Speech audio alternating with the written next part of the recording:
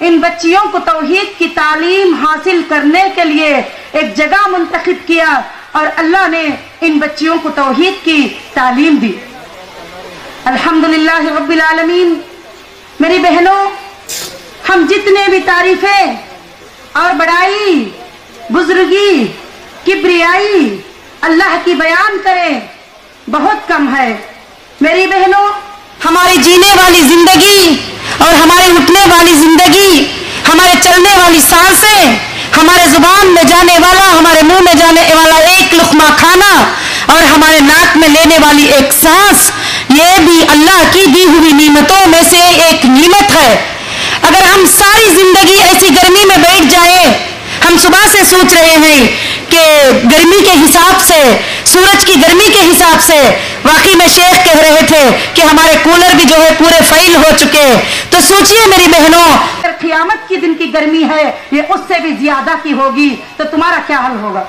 मेरी अजीज बहनों, क़यामत के दिन के बारे में अल्लाह ताला कुरान मजीद में जिक्र करते हैं। कभी जिक्र करते हैं कि हिला देने वाला दिन है, कभी जिक्र करते हैं कि दूध पिलाने वाली माँ अपने बच्चे को उठाकर फेंकने वाला दिन है।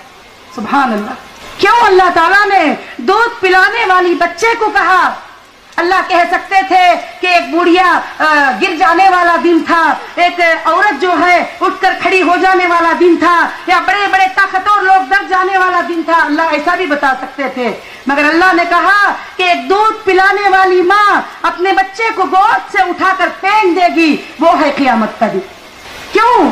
कि माँ जो बच्चे घर में होते हैं, जो बड़े होते हैं, जो खाते पीते हैं, जो ताकत रखते हैं, उनसे सबसे ज्यादा वो माँ दूध पिलाने वाले बच्चे से बहुत प्यार करती है। क्यों? कि वो कुछ बता नहीं सकता, कुछ बोल नहीं सकता, वो बहुत जो है ये होता है सीने को लगा के रखती है। तो अल्लाह ताला सूरे हज में फरमाते हैं कि वो क़यामत का दिन वो है कि जो दूध पिलाने वाली माँ अपने बच्चे को उठाकर फेंक देगी और कहेगी कि पता मुझे मालूम नहीं कि ये कौन है। क़यामत का दिन वो है, वो बाप जो दुनिया में अपनी बच्ची को एक शादी करके देने के वक्त सीने को लगाता है, प्यार करता है, मोहब्बत करता है, अपनी लुख्ते जिगर कहता है, अपनी आंखों की ठंडक कहता है, अपने दिल की चैन कहता है, वही बाप कल क़यामत के दिन बेटी को नजर आएगा। बड़ी लंबी मुद्दत हुई होगी बेटी का भी इंतकाल होकर, बाप का भी इंतकाल होकर, क़यामत के आने का जमाने का भी बड़ी लंबी मुद्दत होगी।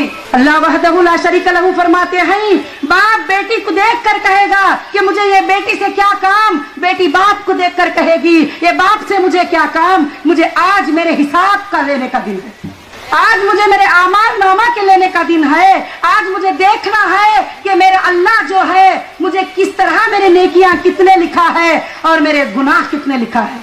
मेरी बहनों, आज हमारे बच्चियां सिर्फ दीनी तालीम हासिल किए हैं, आप भी यहाँ पर बैठे हुए ही वो रिजल्ट देखने के लिए रात भर तड़प रहे हैं। मेरे बुखारी में कितने मार्क्स हैं, मिशकात में कितने मार्क है, कुरान मजीद में कितने मार्क है, साइंस में कितने मार्क है, मैथ्स में कितने मार्क है, कंप्यूटर में कितने मार्क है। तो मैंने हमारे भाई से कल कहा कि भाई हम ऐसा करते हैं कि मैं सारे बच्चियों का प्रोग्रेस जो है एक बड़ा बैनर प्रिंट कर दूंगी और मैं डाल दूंगी जलसे में और सारे बच्चियां पढ़ लेंगे।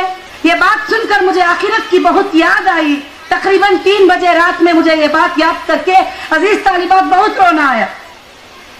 इस्माइल भाई ने कल मुझे क्या कहा, जल्दी जल्दी फोन किया मुझे और कहने लगा कि आपा प्लीज ये काम मत करो, बैनर प्रिंट होके भी आ गए पूरे के पूरे।